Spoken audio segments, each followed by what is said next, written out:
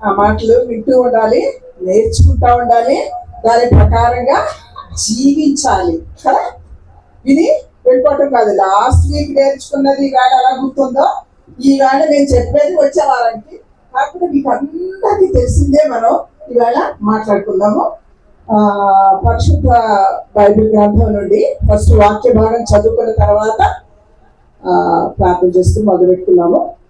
మత్తయి సువార్త 6వ అధ్యాయము 9 నుండి 13 వచనాలు గట్టిగా చదువుతా ఉంటే చదువు రాని వాళ్ళకు కూడా వాళ్ళకి అర్థమయ్యి వాళ్ళు మనం చెప్పేది అర్థం చేసుకోవచ్చు.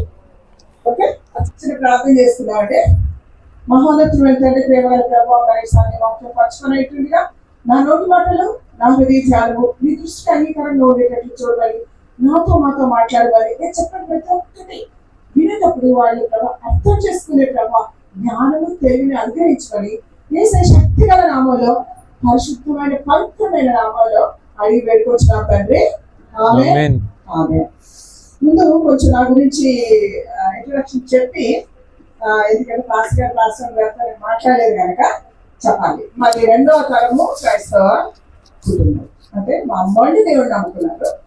తర్వాత మేము 2వ తరంగా ఉంటున్నాము. అంటే నేను కాకినాడ దగ్గర పుట్టిన తర్వాత అగ్రికల్చర్ కాలేజ్ ఉంది ఇక్కడ, అంతమంది తెలుసు, రాజేంద్రనగర్లో. అగ్రికల్చర్ ఎంఎస్సి చదువుకుని, ఎంబీఏ చదువుకుని, సిఐబి చేసి, బ్యాంకులో పెద్ద పెద్ద మేనేజర్గా, బొంబాయిలు, ఢిల్లీలు ఇవన్నీ మేనేజర్గా చేసేసి లాస్ట్కి దేవుడు ఎవరిని అడిగించాలే నా పని చేయాలి పిలిపించిన తర్వాత ఇప్పుడు నేను చేసేది ఏంటంటే పల్లెలు ఈ సరౌండింగ్స్ తెలంగాణ రాష్ట్రం అంతా చిన్న సంఘాలైనా పెద్ద సంఘాలైనా తెలియని వారికి వాక్యం చెప్పడానికి మిషనరీస్ గా మేము పని చేస్తూ ఉన్నాం. ఒక 5-6 సంవత్సరాల క్రితమే ఎక్కువ పిలిపి వచ్చిన తర్వాత నేను ముందుగానే బీఆర్ఎస్ ఇచ్చాను సార్. జనరల్ మేనేజర్ అయితే నేను ఇంకొంచెం చైర్మన్ అయిపోయేదాన్ని. ఎందుకంటే ఎక్కడ నన్ను ఆపేవాడు లేదు బ్యాంకులో. ఏంటంటే ముందే నాకు ప్రమోషన్ వచ్చింది. ఏదో అంటే బ్యాంక్, ఆంధ్ర బ్యాంక్ ఎంతమంది తెలుసు, అందులో మేనేజర్ ఇప్పుడు యూనియన్ బ్యాంక్ అయిపోయింది. సో దాంట్లో మేము ఇండియా అంతా తిరిగి మేనేజర్గా చేసినా సరే పెద్ద పోస్ట్కి వెళ్ళిపోయేదాన్ని. కానీ ఏది ఎక్కువ మనకి ఆశీర్వాదకరం అండి, ఏది ఎక్కువ మనకి చనిపోయిన తర్వాత దేవుడి పని. ఇప్పుడు నా డిగ్రీలు ఇవన్నీ అన్నీ అయినట్టే, నా జీవితం అన్నీ అయినట్టే. నేను దేవుడి పని అంటే నాకు పైన డబ్బు సమకూర్చుకుంటున్నాము అక్షయమైనది.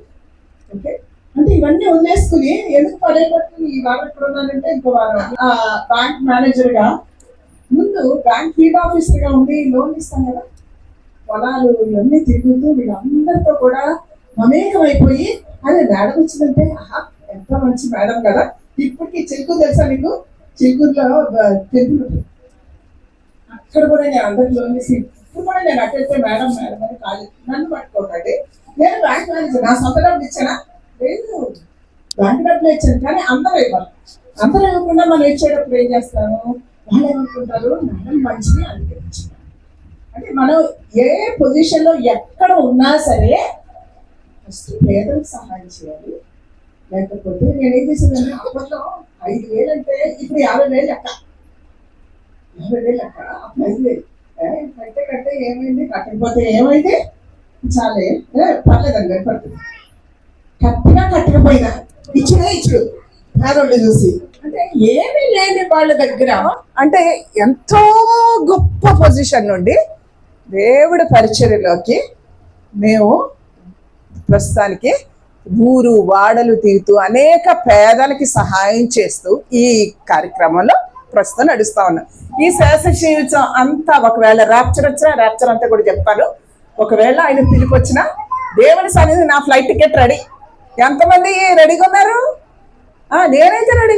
అందరు చెప్తారు ఏంటి మేడం ఇలా చెప్తారంటే, అవును ఇప్పుడు వస్తే ఇప్పుడు అక్కడ వచ్చింది అనుకోండి పట్టు, మనం అందరం ఎంతమంది ఎత్తపడతారు ఎంతమంది వదిలిపెడతారు చూసుకోండి మీరే. నేను వదిలిపెట్టాను, ఎందుకంటే నేను గ్యారంటీ ప్రతి నిమిషం కూడా ఎప్పుడు కళ్ళు మూసుకుని దేవుడి దగ్గరికి వెళ్ళినా సరే ప్రార్థనలో ఫస్ట్ మన పాపాలు ఒప్పేసుకోవాలండి. ఈ వేళ నుండి ఆ పాయింట్ పెట్టుకోండి. అప్పుడు ఇప్పుడు దేవుడు పిలిచాడా, దేవుడు రాకడ వచ్చిందా, మనం దేవుడి దగ్గర ఒప్పేసుకున్నాం కదా, ఇంకేముంది తీసుకెళ్ళి, అది గ్యారంటీ. ఈ రోజు మనం వాక్య భాగానికి మీ అందరికీ తెలిసిన భాగం కదా ఇది. అందరికీ తెలిసింది చెప్పడం ఎంత కష్టమో మీకు తెలుసా? ప్రకటన నాకు మొత్తం నేను బైబిల్ స్టడీ కండక్ట్ చేస్తానండి, ఇంటర్నేషనల్ బాగా చదువుకున్న వాళ్ళకి, అమెరికా, న్యూజిలాండ్, ఆస్ట్రేలియా వీళ్ళందరికీ అనమాట. ప్రకటన, ఐజయ్య, జకర్యా, దానియేలు ఇవన్నీ కూడా చెప్పేసాం. అంటే దేవుడు మంచి మరి ఏసీటీసీలో ఎండిలో నేను గోల్డ్ మెడలిస్ట్, అంటే బైబిల్ గురించి శుభ్రంగా చదివేశానని అర్థం. ఏ చెప్పిన అంటే మనం చెప్పేది కరెక్ట్గా చెప్పగలుగుతాం అన్నమాట చదువుకుంటే. సో ఈరోజు అందరికీ తెలిసిన ఆ ప్రార్థన ఎలా చెయ్యాలి అనేది కొన్ని విషయాలు లోతుగా చూద్దాం ఇవాళ. ఇప్పుడు చదువుకున్న భాగ్యవుడు చూస్తే పాఠ భాగ్యవుడి అసలు ప్రార్థన గురించి, ప్రార్థన అంటే ఏంటి ఇప్పుడు నేను చెప్పాను కదా. ప్రార్థన ఫస్ట్ చేయాల్సింది మన పాపాలు ఒప్పుకోవాలి. నీ పేరేంటమ్మా?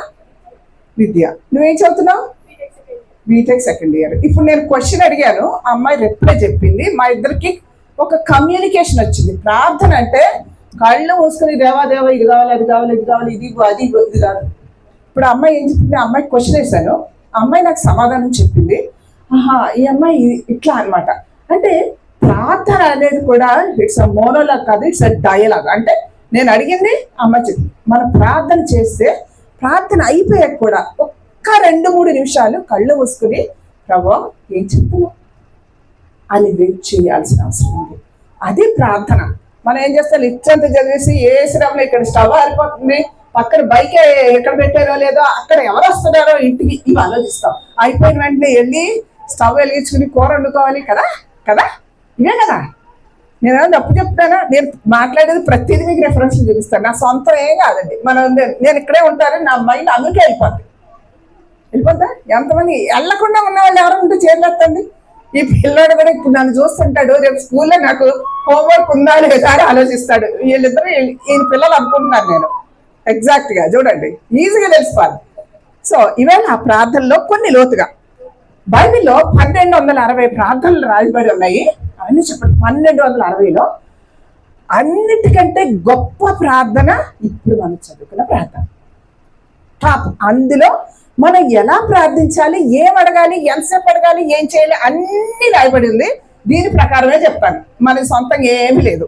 అయితే 2వ స్థానంలో కూడా పౌలు భక్తుడు చెప్తాడు, కానీ మనం వాటిలోకి మనం ఆ డీటెయిల్స్లోకి వెళ్ళట్లేదు. కానీ ఈ ప్రార్థనలోనే మనం ప్రార్థన ఎలా చేయాలి, ఏం చేయాలి అనే విషయాలు మనం చూద్దాం. అసలు మనం దేవుడిని ఎందుకు అడుగుతామంటే, దేవుడిని ఎందుకు ప్రార్థన చేస్తాం అదే చెప్పాలి. ప్రార్థన ప్రార్థన చేయని వాళ్ళు ఎవరన్నా ఉన్నారు? అక్కడ ఎవ్వరు ఉండరు. ఇక్కడ వచ్చి స్తుతిస్తున్నాము, దేవుని నామం గణపరుస్తున్నాము అంటే కనుక దేవుడి గురించి తెలిసిన వాళ్ళమే కదా. సో మనకి ప్రార్థన అంటే తెలుసు. ఎందుకు అడుగుతాం? పొద్దులేసి దేవా ఈవేళ నేను ఇక్కడ పోతున్నాను, ఆ పని అయ్యేటట్టు చూడు, మా అబ్బాయి స్కూల్ ఇంటర్వ్యూకి వెళ్తున్నాడు, జాబ్ వచ్చేటట్టు చూడు, ఏం చెప్పింది. ఆయన ఇంటర్వ్యూకి వెళ్తాడు, ఏం ప్రార్థన చేస్తుంటాడు అక్కడ, అవునా కదా. మా అబ్బాయి ఐఐటి ఎన్ఐటి మంచిగా చదువుకునేటప్పుడు వాడి ఎన్ఐటి ఎగ్జామ్ రాస్తుంటే రోజంతా ప్రార్థన చేశాడు ఇద్దరు. అంటే అప్పుడు ఆ అవసరం ప్రార్థన చేయటం తప్పుగా, కానీ ప్రయారిటీ ఎప్పుడు ఏం చెయ్యాలనేది మనకి, ఇది మన అవసరతలు. అయితే ఈ అవసరతలకి ఎంత ప్రార్థన చేయాలో కూడా ఇందులో చెప్పబడింది. అయితే 2 కారణాల వలన మన దేవుడు మనల్ని ప్రార్థించమని అడుగుతున్నాడు. ఏంటంటే, ముందు మన చుట్టూ ఎవరెవరు ఉంటారండి? మన చుట్టూ ఎవరండి? లెక్కలేనన్ని కనబడని లోకాధికారులతో, వాటి సంబంధులతో దురాత్మల సమూహాలు. దురాత్మలు ఎవరండి? దయ్యం పెట్టిన వాళ్ళు ఎప్పుడు చూసారా? నేను చూసాను. పాస్టర్లు ఇట్లా చేయంగానే పడిపోతుంటారండి, సూసైడ్ చేసుకుంటారు. చూడండి, వాళ్ళ ఆత్మలు ఎక్కడ తిరుగుతాయి? దేవుడు ఒక ప్రణాళిక ఇచ్చుంటాడు వారికి. 90 ఏళ్ళు బతకరా అంటే ఇది ఇక్కడ వేసేసుకున్నాడు. ఇట్లాంటి వీళ్ళతో మనం పోరాడాలి అంటే దేవుడు కావాలి మనకి. రెండోది ఏంటంటే, మన రక్షణ పొందుకొని దేవునిలో ఎదుగుతూ ఉండేటప్పుడు ఆయన లాగా మారాలి. ఎప్పుడు ఎన్ని సంవత్సరాలు ఏందమ్మా ఈ అబ్బాయి చిన్నప్పటి నుంచి చేస్తానంది, ఏమని అడగకూడదు. వెనకాల అవి చెప్పు, నువ్వు చెప్పు. ఎన్ని సంవత్సరాలు అయింది? 7 సంవత్సరాల ముందు నువ్వు ఒప్పుకున్న తర్వాత ఈ వేల్ట్కి ఆ తేడా గ్రాఫ్ ఇలా లేకపోతే సరి చూసుకోవాలి. ప్రతిరోజు ఈవేళ మనకు న్యూ ఇయర్ బర్త్డే వచ్చింది అనుకో, బర్త్డే నుండి మనం కొన్ని వాగ్దానాలు చేసుకుంటాం కదా. అమ్మ నేను ఇది చేసేయాలి, న్యూ ఇయర్ రాగానే వాగ్దానాలు ఇస్తారా మీరు? వాగ్దానాలు తీసుకుని చేసేస్తాం. 30వ తారీఖు నవంబర్ గుర్తు చేసుకోవడం మన వాగ్దానం ఏంటో మనకు గుర్తుండదు. అయితే ఇలాగా మనం ఆయన స్వరూపులను పరలోకానికి వెళ్ళినప్పుడు ఆయనలాగా మారటానికి చాలా చెప్పారు. అవన్నీ చేస్తూ పోవడానికి రెండో కారణం. యేసుప్రభు వారు ఏం చేశారు? ఇప్పుడు ఒక కాయిన్ ఉంటుంది, 2 సైడ్లు ఉంటుంది. యేసుప్రభు వారు మానవుడా దేవుడా చెప్పండి? దేవుడు. అంతేనా ఆన్సర్? మానవుడు ఇటు, దేవుడు ఇటు, రెండు. మానవుడిగా కార్పెంటర్ కొడుకు. కార్పెంటర్ అంటే ఏమంటారని తెలుగులో? వాటరంగి కొడుకు. అయితే ఆయన ఏం చేశాడు? ఊళ్ళన్నీ తిరిగాడు. కపెర్నహూము, గలిలయ, నాజరేతు ఇవన్నీ తిరుగుతూ వాక్యం చెప్పాడు, ఉపమానాలు చెప్పాడు. ఇవన్నీ అయిపోయిన తర్వాత ఆయన దేవునిగా గెత్సెమనే తోటలో ప్రార్థన చేసుకుని చిత్తం అయితే తొలగించన్నాడు. తర్వాత లేటర్ అని ఏంటంటే శిలువ మరణం పొంది, ఆయన మరణం లేకపోతే మీరు నేను ఇక్కడ ఉండేవాళ్ళం కానే కాదండి. హల్లెలూయా. ఆయన శిలువ మరణం, ఆయన దేవుడిగా ఈ లోకంలోనికి రాకపోతే మన బతుకు బస్ స్టాండ్. అందరిలాగే అలాగే వెళ్ళిపోతూ ఏ పెళ్ళికి వెళ్తామా ఏంటి అనుకుంటాం. మనం ఈరోజు ఇక్కడ ఉన్నామంటే ఎంత సెపరేట్గా ఉన్నామండి. నేను ఏసీలో కూర్చుని మంచిగా కూర్చుని భోంచేయలేనా? ఎందుకని ఇంత దూరం వచ్చి నేను నవీన్ వారం నుండి మాట్లాడేసుకుంటూ ఆ లొకేషన్ పెట్టు, ఎవరుంటారు, ఎంతమంది ఉంటారు, ఏం జరుగుతుంది మీ గురించి అన్నీ అంటే చేసేది ప్రతిదీ మనం యేసు ప్రభు వారి స్వరూపంలోనికి వెళ్ళటానికి చేయాలి. అయితే ప్రార్థన అనేది బైబిల్లో ఎప్పుడు స్టార్ట్ అయింది చెప్పగలుగుతారా? నేనే చెప్తాను. ఎందుకంటే ఆదాము హవ్వలు ప్రార్థన చేశారా? లేదు. ఎందుకంటే ప్రతిరోజు సాయంత్రం యెహోవా దేవుడు కిందకి దిగొచ్చి ఏంటి ఆదాము ఎలా ఉన్నా చల్లపోట్ల కబుర్లు చెప్పుకుంటాడు. ఇక ప్రార్థన ఎందుకంటే వాళ్ళకి ప్రతిరోజు వచ్చాక నీకు ఏం కావాలని అడుగుతుంటాయి. సో అక్కడ లేదు. ఆదికాండం 4:16 షేతు టైంలో ప్రార్థన మొదలైందని రాసుంటారు. అయితే ఆ తర్వాత ఏమైంది? ప్రవక్తలు వచ్చారు, తర్వాత దేవుడు బిడ్డల ద్వారా మాట్లాడారు, దేవదూతలు వచ్చారు, గాబ్రియేలు వీళ్ళందరూ. మనకు కనపడదు, వాళ్ళ పేర్లు చెప్పరు. అప్పుడు అబ్రహాం దగ్గరికి 3 దేవదూతలు రావటం ఇది అంతా నడుస్తూ, తర్వాత ప్రవక్తలు, పెద్ద ప్రవక్తలు యెషయా, యిర్మియా, జకర్యా, చిన్న ప్రవక్తలు వీళ్ళందరూ వచ్చి రకరకాలుగా వీళ్ళకి అంటే అప్పుడు దేవుడి ఇన్ఫర్మేషన్ మనకి ఇలా వచ్చేది. వచ్చిన తర్వాత పాత నిబంధన అయిపోయిన తర్వాత 400 సంవత్సరాలు దేవుడు మాట్లాడలా. ఇశ్రాయేలీలు మరి ఏం కోపమో తెలియదు. తర్వాత యేసు ప్రభు వారు పుట్టిన తర్వాత ప్రార్థన గురించి శిష్యులు 12 మంది. ఎంతమంది శిష్యులు? 12 11 12లో ఒకటి పోయాడు కదా, మరి ఎలాగా? 11 మంది కాదు, ఇంకొకరిని యాడ్ చేసుకున్నారు. చిట్లు వేస్తారు ఇద్దరు ముందు. చిట్లు వేస్తే మొత్తం యానికి వస్తే 12 స్క్వేర్ అప్ చేసేసారు. అయిపోయిన తర్వాత వీళ్ళందరికీ యేసు ప్రభు వారితో ఒక ఇంటిమేట్ రిలేషన్, ఒక సంబంధం. ఎలా అంటే ఇప్పుడు మీరిద్దరు తల్లి కూతురు కదా, పక్కన ఏమైనా కావాలంటే మమ్మీ నాకు ఇది కావాలని అమ్మాయి అడుగుతుంది అనమాట. లేకపోతే మమ్మీ నిద్ర వస్తుంది నేను వెళ్ళి పడుకుంటానంట. అలాగా యేసు ప్రభు శిష్యులు వీళ్ళందరూ కూర్చున్నప్పుడు యేసయ్య ప్రార్థన ఎలా చేయాలో చెప్పవా? ఎంత వాళ్ళు దగ్గరగా ఉంటే అలా అడుగుతారండి. అప్పుడు యేసు ప్రభు వారు ఈ ప్రార్థన చెప్పారండి. అది మనకి ఇప్పుడు సబ్జెక్ట్ అర్థమైంది కదా. ఆ ప్రార్థనలో మనం ఏం చెయ్యాలి అనేది మనం చూసుకుంటూ ఉండాలి. అయితే ప్రార్థన దగ్గరికి వచ్చేసరికి మనకి చాలా చాలా చాలా చాలా ఇన్ఫర్మేషన్ అన్నీ మనం అడిగేస్తూ ఉంటాము. అయితే అడగటంలో తప్పులేదు. ఎందుకు? అడుగుడి అన్నాడు. మనం అడిగిన దానికంటే మన ప్రతి అవసరం ఆయనకి తెలుసండి. తెలియదని కాదు, మనం సృష్టించిన దేవుడే కదా. కానీ ఏంటంటే మనకు సాటిస్ఫాక్షన్. అడగకపోతే దేవా ఈవేళ నేను బండ్లు కూడా వెళ్తున్నాను, క్షేమకరంగా నన్ను తీసుకురా, మళ్ళీ చూడు అని ప్రార్థన చేసుకోవాలి కదా. మనం తినేటప్పుడు ప్రార్థన చేసుకోవాలి కదా. చేసుకోవటం తప్పులేదు. అయితే అసలు దేవుణ్ణి ఎలా అడగాలి, ఏం అడగాలి, ఎందుకు అడగాలి, ఎలా కూర్చుని ప్రార్థన చేయాలి, ఎంతసేపు ప్రార్థన చేయాలి, ఇవన్నీ చూద్దాం. ఇవన్నీ ఇందులోనే ఉన్నాయి, నా సొంతం కాదు, ఇవి చెప్తాం. అయితే 6 వచనంలో ఎలా ప్రార్థన చేయమన్నాడు? నీ గదిలోనికి వెళ్ళి తలుపు మూసుకుని సైలెంట్గా. అయితే మేడం నా రూము ఒకటే రూము, పక్కన కిచెన్, ఎలా ప్రార్థన చేయాలి? ఏదన్నా సరే చప్పుడు లేకుండా మనకు పొద్దునే రోజుకి ఎన్ని గంటలు ఇచ్చాడండి? 24 గంటలు. 24 గంటల్లో అందరికంటే ముందు ఎవరు లేస్తాం? నేనైతే 4 గంటలు దేవుడు లేపుతాడు. లే చాలే అంటాడు. చేసి ప్రార్థన చేశాక 5 గంటలకి ఒక ఆన్లైన్ మీటింగ్లో బ్యాంకర్స్ జాయిన్ అవుతాం, తర్వాత వాకింగ్కి వెళ్తాము, తర్వాత వచ్చి ఎక్సర్సైజ్ చేస్తాం, ఇవన్నీ మెసేజ్ వింటూనే ఉంటాం.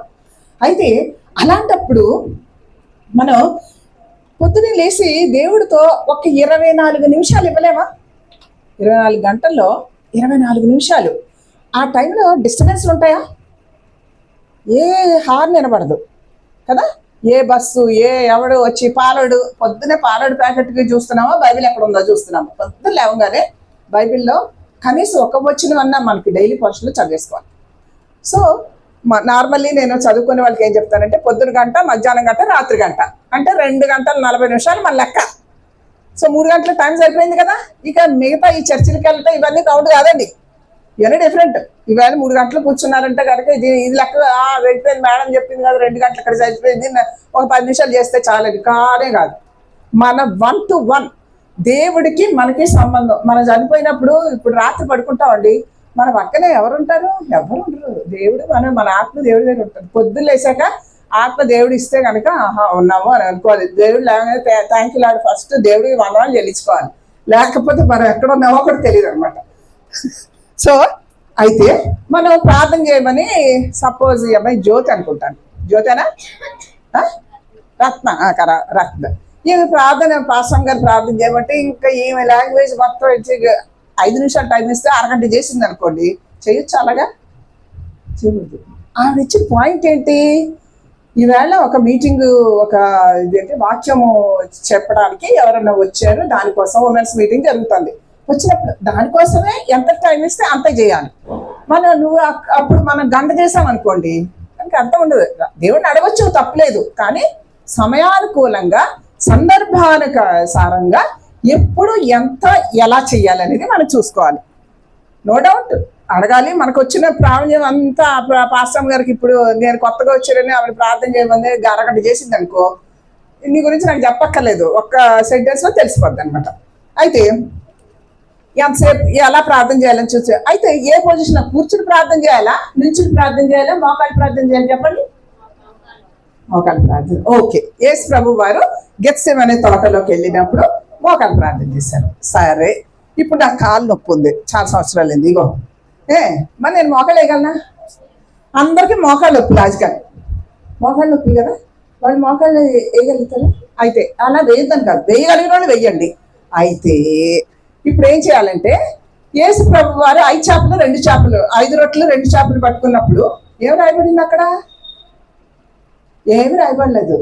ఆయన చేతిలో పట్టుకున్నారు, కృతజ్ఞతాస్తుతులు చెల్లించారు, వడ్డించేశారు. అంటే ఆయన నుంచి ఉండొచ్చు. సో మనం ఎలాగా ప్రార్థన చేస్తున్నాం అని కాదు. నేను చిలుకూరు, మైనాబాద్ ఇవన్నీ మేనేజర్లకి వెళ్ళి నేను కారులో పోయేదాన్ని. నేను కారు డ్రైవర్, అన్నిటికీ స్కూటర్ అన్నీ తిప్పేశాను. ఆ వెళ్ళేటప్పుడే కూడా గంట డ్రైవ్ చేసేటప్పుడు దేవా thank you lord, thank you lord ప్రార్థన చేసుకుంటానే ఉండే. నువ్వు వంటగదిలో వంట చేస్తుంటావు, కూరగాయలు కట్ చేసుకుంటా, నీకు ఎవడ నీ బుర్రనే దేవుడి దగ్గర పెట్టు. డ్రైవింగ్ చేస్తుంటాము, దేవుడి దగ్గర పెట్టండి. లేకపోతే ఇంట్లో ఖాళీగా ఉంటాము, పిల్లడు అరుస్తూ ఉంటాడు, దేవా వీడి సంగతి చూడదేవా అనుకుంటూనే ప్రార్థన చేయాలి. మీకు ఏమన్నా అడ్డా అలా ప్రార్థన చేయటం లేదు. ఏ పరిస్థితి అయినా, ఏదైనా ఎప్పుడైనా సరే దేవుడికి కనెక్ట్ అయిపోవాలి. ప్లగ్ ఛార్జింగ్ పెడతారు కదా స్మార్ట్ ఫోన్కి, ఎప్పుడు ఖాళీ అనేది లేదు, పెట్టంగానే ప్లగ్ పెట్టేయటం. కనెక్ట్ విత్ గాడ్ అంటాం. అందుకే ప్లగ్ పెట్టేస్తే పవర్ వచ్చేస్తుంది, ఛార్జింగ్ అయిపోతుంది. అలాగే మనకి శక్తి వచ్చేస్తుంది అన్నమాట. వచ్చినప్పుడు దేవుడు ఆయన బలంతో మనం నడిపించేస్తుంటాడు. మనం ఏ పని కావాలంటే అది చేసేసుకోవచ్చు. అయితే ఈ ప్రార్థన ఎవరికి చేయాలని రాస్తుందండి అక్కడ? ఎవరి తండ్రి? ఇప్పుడు మనకి ఇన్స్ట్రక్షన్స్ కావాలంటే రేవంత్ రెడ్డి గారు ఇస్తారు, అవునా? తెలంగాణ కదా, తెలంగాణ కదండి ఇది. రేవంత్ రెడ్డి గారు మా ఇల్లు మా ఇంటి పక్కనే ఉంటుంది. రేవంత్ రెడ్డి గారు వస్తూ ఉంటారు, పోతూ ఉంటారు, మేము. ఇప్పుడు ఇండియాకి ఎవరు ఇస్తారు ఇన్స్ట్రక్షన్స్? మోడీ గారు ఇస్తారు. మోడీ గారు ప్రైమ్ మినిస్టర్ అనుకున్నాం, ఒక ప్రెసిడెంట్, గవర్నర్ బాడీ. ఈ యూనివర్స్కి అందరికీ హెడ్ ఎవరు? మొత్తం ప్రపంచానికి హెడ్ ఎవరు? దేవుడు. తండ్రి అయిన దేవుడు, పరలోకానికి అధిపతి. సో ఆయన్ని అడ్రస్ చేయాలి. మనకి త్రిత్వమైన ఏకదేవుడు తెలుసు కదా, తండ్రి, కుమార, పరిశుద్ధ. తండ్రి అయిన దేవుడు ఇప్పుడు ఒకసారి ఆయన పేరు యహ్వే అంటారు, YAHWE.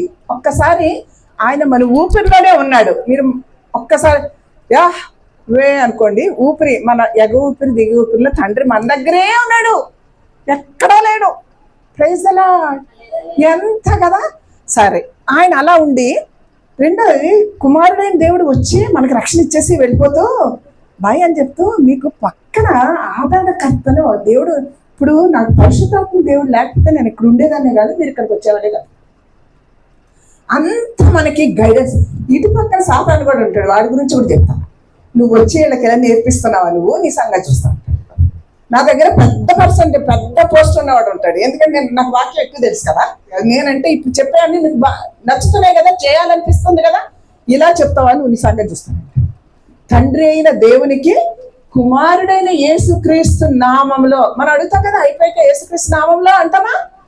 పరిశుద్ధాత్మ సహాయంతో. సపోజ్ మన జబ్బొచ్చి పడుకున్నాం అనుకోండి, ప్రార్థన లేదు, ఏమీ ఉండదు, అంటుంటాం. ఆ మూలుగులతోటే పరిశుద్ధాత్మ దేవుడు అంట తండ్రికి చెప్తాడంట. ఇవన్నీ వాక్యంలో ఉన్నాయి, నా సొంతం కాదు, సొంత కానే కాదు.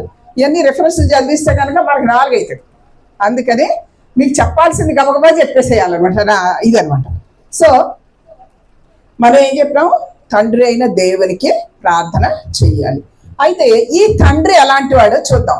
భౌతికంగా ఇప్పుడు మీ ఇద్దరికి మీ మమ్మీ డాడీ ఉన్నారు కదా, చిన్నప్పుడు ఇప్పుడు నిన్ను ఎత్తుకుంటారు వాళ్ళు? ఎత్తుకోరు. అదే చంటి పాపలు ఎవరు లేరు కదా, వాళ్ళని ఎత్తుకుంటాం కదా. తండ్రి అయిన దేవుడు యెషయా 46:3 చూడండి, ఎంత లావుగా ఉన్నా, ఎంత ఎత్తుగా ఉన్నా, ఎంత ముదిమి వచ్చి వరకు నీ చంక పెట్టుకుని అంటాడు. ఏందండి, ఎవరుంటారండి? వీళ్ళు చదువులు వచ్చిన తర్వాత నేను నా పిల్లలు 4 మంచిగా చదువుకున్నారు, సాఫ్ట్వేర్, ఇద్దరు పెళ్లిళ్ళు చేసేసాను, మంచి పొజిషన్లోనే వాళ్ళు వదిలేశాను. దేవుడు వదులుతాడా? యెషయా 46:3 గుర్తు చేసుకోండి. ఎవ్వరు మా ఆయన పట్టించుకోలేదు, మా ఆయన తిట్టాడు అనుకుంటే లేనే లేదు. మన పక్కన మన తండ్రి అయిన దేవుడు మనల్ని చూస్తూనే ఉంటాడు, మనం చేస్తూనే ఉంటాడు అనమాట. అయితే ఏం అడగాలి, ఎంతసేపు అడగాలి, ఏమి ముఖ్యం, ఎంతసేపు అడగాలి? ఇందాక చెప్పేశాను కదా, ఎంతసేపు అడగాలి లాస్ట్లో చూద్దాం. ఈ వాక్య భాగాన్ని 2 భాగాలుగా చూద్దాం మనం. 2 భాగ్యాలంటే పరలోకమందు నీ నామం పరిశుద్ధపరచబడిన గాక, నీ రాజ్యం వచ్చిన గాక, నీ చిత్తము నెరవేర్చును. ఇవన్నీను దేవుడు గురించిన భాగాలు. కిందకు వచ్చేసరికి మానవుల ఆహారం మాకు దయచేయి, మా రుణాలు క్షమించు, శోధనలోకి రా, మన గురించి. ఈ 2 వేరుగా చూద్దాం. ఎంత ఇంపార్టెంట్ అంటే పరలోక ప్రార్థన చెప్పుకుంటాం కదా, రోజు చెప్పుకుంటావా? నేను పొద్దున్న లేవగానే ఇది నేర్చుకున్న తర్వాత బెడ్ మీద చెప్పడం అలవాటు చేసుకున్నాను, ఎందుకంటే ఇందులో ఉన్న సత్యాలు. అయితే ముందు నీ నామం పరిశుద్ధపరచబడి గాక. ఎందుకని పరిశుద్ధపరచబడి గాక అంటే ఆయనకి స్తుతి అంటే చాలా ఇష్టం. ఇందాక ఎంతసేపు స్తుతి ఆరాధన చేశామంటే చేతులు ఎత్తాము. మన ఒక్కళ్ళమే కాదు, పరలోకమందు సైన్య సమూహాలు దూతలు చేస్తూనే ఉంటారు మన స్తుతులపై. ఇప్పుడు ఎన్ని సంఘాలు ప్రపంచం అంతా, అంటే అమెరికా వాళ్ళు నిద్రపోతుంటారు, ఎక్కడెక్కడైతే ఆ స్తుతి ఆరాధన జరుగుతుంటుందో ఆ స్తుతులపై ఆసీనుడు అవుతాడు. అయితే ఆయనకి స్తుతి ఎంత ఇష్టమో నేను అది చెప్తాను. ఈ మోషే 40 రోజులు పైకి వెళ్ళాడు కదా, దేవుడి దగ్గర కూర్చున్నాడు కదా, మనకేం చెప్పాడు? ఆజ్ఞలు తెచ్చాడు కదా. అయితే ఒక చోట దినవృత్తాంతాల్లో రాయబడి ఉంటుంది, ఆయన్ని స్తుతించడానికంటే 70 మంది పెద్దలని సీనాయి పర్వతాన్ని పిలిపించుకున్నాడు. ఎందుకంటే ఏం లేదు, స్తుతి. సో మీరు ఏది మైండ్ పని చేయట్లేదు అనుకోండి, ప్రార్థన చేయాలంటే స్తోత్రం వేసే, థ్యాంక్ యూ లార్డ్, స్తుతి చాలు, ఏమక్కర్లా కదా. ఎంత బాగుంది కదా. నేను ఎలాగే చేస్తుంటానండి, నేను చేస్తున్నాను కానీ మీకు చెప్తున్నాను, నేను చేయకుండా చెప్పటం లేదు. ఎందుకంటే నేను కారు డ్రైవ్ చేసేటప్పుడు కూడా ఎన్నో గంటలు ప్రార్థన చేసేది. అయితే ఎందుకు పరిశుద్ధంగా ఉంచమంటున్నాడంటే, మన పాత పితరులు చూద్దాం. ఇశ్రాయేలీలు పాపాలు చేశారు వాళ్ళు రోల్డ్ సార్లు. ఒకసారి ఐగుప్తు పంపిస్తాడు, ఒకసారి బబులోను పంపిస్తాడు. బబులోను పంపించినప్పుడు ఏం చేశాడు? అక్కడ ఒక తాళం కూడా ఇచ్చాడు. దాని తాళం ఎక్కడుందంటే, నీ బబులోను నుండి బయటకు రావాలంటే అది ఇర్మియా 29:19 రాయబడి ఉంది. ఎంతమంది తెలుసు? ఇప్పుడు నీ ప్రాబ్లంలో ఉండొచ్చు, దానికి సొల్యూషను ఎక్కడో పెట్టి ఉంటాడు. దాన్ని మనం వెతుక్కోవాలి. దాన్ని ఏం చేశాడంటే ఇర్మియాలో ఉన్నది దానియేలు ఇర్మియా చదువుకొని అమ్మ 70 ఏళ్ళు అయిపోయింది కదా, మళ్ళీ దేవుడిని అడుక్కుంటే వెనక పంపిస్తాడు కదా అనుకున్నాడంట. ఆ తాళం చెవి దానియేలు ఎలా కనుక్కున్నాడో వెనక్కి తీసుకెళ్ళడానికి ఇజ్రాయేలీని, మన తాళం ఎక్కడ ఉందో మనమే తెలుసుకోవాలి. మరి ఎవరికాళ్ళు వాక్యం వచ్చిన వాళ్ళు వాక్యం అనే దాంట్లో చూసుకోండి. సపోజ్ మనం చదువుకోలేదనుకోండి, ప్రార్థన చేసేటప్పుడు దేవుడు మనకు ఆలోచనలు ఇస్తుంటాడు. హల్లెలూయా.